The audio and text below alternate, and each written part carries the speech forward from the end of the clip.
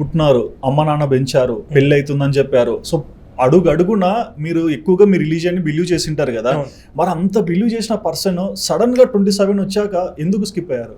అంటే ఇది నాకు చిన్నప్పటి నుంచే ఆ పాస్టర్లు చెప్పే బోధనల మీద నాకు డౌట్ వచ్చాయి.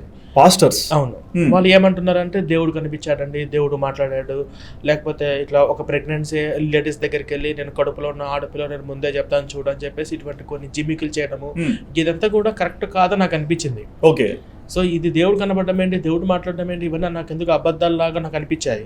తర్వాత ఇది ఆడపిల్లలను మోసం చేస్తున్నట్టు ఉందని చెప్పడము, తర్వాత చర్చికి వెళ్తున్న వాళ్ళందరికీ కూడా అంత ఎవరికి ఇంట్రెస్ట్ లేదు. ఎప్పుడెప్పుడు చర్చ అయిపోతే బయటకు వెళ్ళిపోతాం అంటే వాళ్ళు ఒక ఇబ్బందిగా కూర్చుంటున్నారు. రాకపోతే పాస్టర్ ఏమైనా అంటాడో, రాకపోతే ఏదైనా ఇంట్లో ఏదైనా జరిగిపోతే అనే భయంతో తప్ప, వీళ్ళు చచ్చాక పరలోకం అని చెప్పి ఇటువంటి భయాలు తప్ప ఇంకా ఈ మతంలో ఏమీ లేదు.